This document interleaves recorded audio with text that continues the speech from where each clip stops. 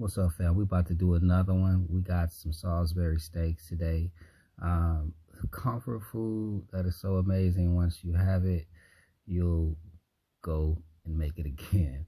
This is some mashed potatoes that we're putting together. These russet potatoes are like really huge, so I don't use a lot of potatoes in this. The only thing about these is you gotta go ahead and boil them down for quite some time. It takes about 30 minutes for these to break down properly. And we're not using any milk, we're not using any butter today with these. We're just using kosher salt, which is like so healthy if you're trying to avoid like negative things health wise. You don't have to use as much kosher salt. I only use possibly with these like one or 1.5 teaspoons of salt. And there's water and there's oil. That's it. There's no butter, there's no milk at all. They're gonna boil and be ready to go. Now I'm mixing and blending here. They're gonna be nice and fluffy because of the texture that they normally have. So it is what it is. And as we move on to the next scene here, you're gonna realize that I'm putting the medicine back in. As always, we gotta put our garlic in. We got like 6 of these pods, no, 7. 1, 2, 3, 4, 5, 6, 7 pods that we're going to use. And the thing about the garlic is you want to put the medicine in the food, and it tastes so wonderful. It's so much better than using the powdered stuff. I use it fresh. If you want to really be a connoisseur of garlic, you can find garlic that has the purple like on the garlic, and it tastes so much better. It's so much powerful. And you want to find the garlic that has the little dirt on the back of the sprouts or the little sprigs that's connected to what would be the roots. So I put a little water in there, and I go from that point and I blend it up, and we're going to use that for seasoning.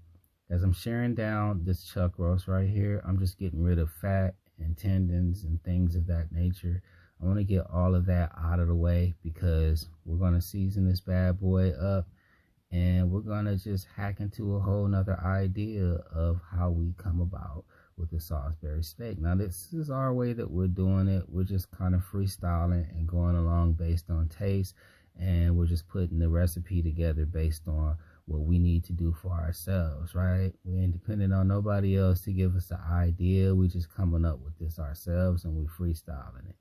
Okay, so as we get all of the little fats and things out of the way, I will tell you, if you want your Salisbury steak to be like super soft and just like buttery, like the texture of the meat, you're gonna want to leave the fat in. That's the deal. This is how it works. Last time I made it, it was so wonderful. But it did have like a texture, sort of like a mystery meat, and we know it's beef. We know what it is. Unfortunately, everybody doesn't eat it, but if you do, it is what it is. So we're putting these into the ninja, and we're going to take some kosher salt, and we'll put two teaspoons in there, and there's a teaspoon of thyme, a teaspoon of paprika, and a teaspoon of chili. That's going to go in that bad boy right there, okay? We're taking our garlic and we're adding more water, and we're going to just kind of mix it up and shake it, and we're going to add that in there as well. We want to make sure that we have enough water to create an adhesive to this so it all like mixes, blends, and stays together, okay? That's the whole idea.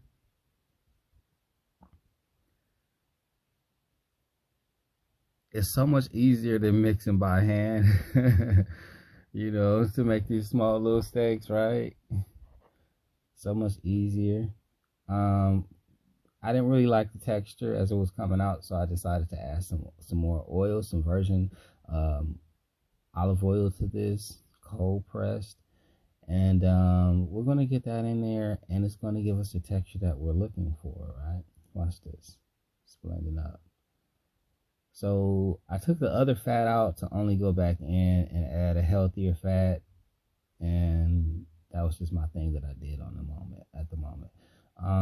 As I put these patties together, I'm just kind of putting them to the side in a pan that already is greased with some oil again. And we're going to take these patties and 5, 4, 3, 2, 1. Level up, level up. There it is. Pat them down. We're going to pat these boys down. And at this point, let's pause.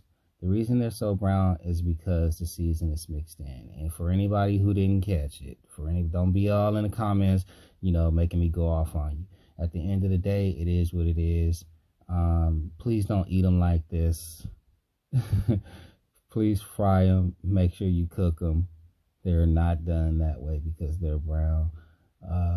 It's going to create a nice, beautiful crystallization. We're cooking this on a medium heat, okay? And later on, we're going to come back and add water. But right now, we're going to make a roux.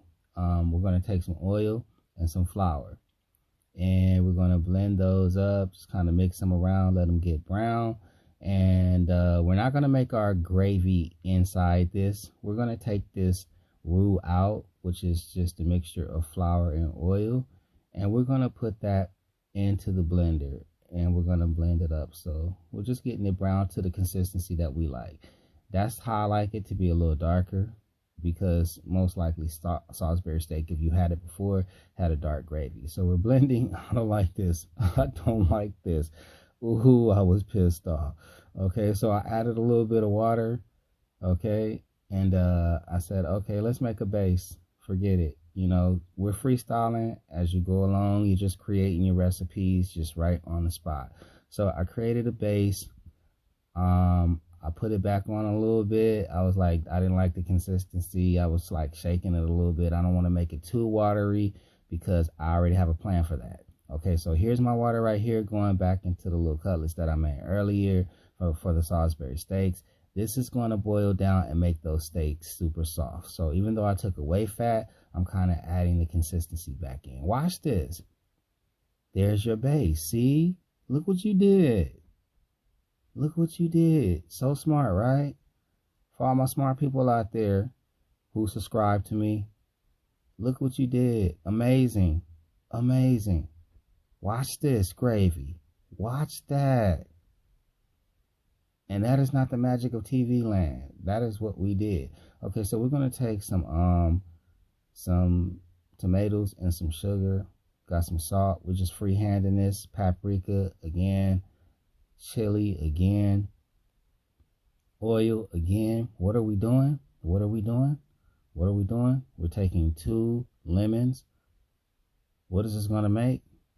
What is this going to make? We're going to make us a fresh salad dressing out of this. This is like 2 different garlic pods. Going to chop these down. No, these are 4. Yeah, 4 garlic pods. We're going to chop these down. And we're going to make us just like a fresh, very fresh dressing. And I wish I would have had more oil at this point. I started running out. I didn't expect to. But I'm just going to blend. And the oil is what really makes it fluff up. Look how beautiful that looks, right? Amazing, right? The oil makes it fluff up. Check that out. Check it out. So cool, right? So at the end of the day, if you don't want to use mayonnaise, you got a problem with mayo, you're not cool with the eggs, you don't want to use that, do this instead. And this is a fresh one. I have ones, that I make that are not fresh, but I like this one. This was cool. I like the ones that are not fresh because I put those in the oven. I'll take those and put them in the oven, those tomatoes. So I'm just taking my salad right now. And I'm just going to, divvy it up. That is a different type of salad. We don't use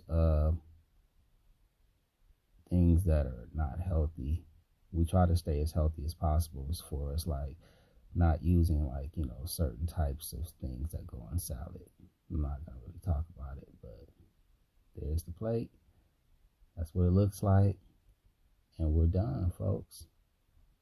That's another one. So be blessed. Always keep God first. And don't let people piss you off like I be doing. Peace.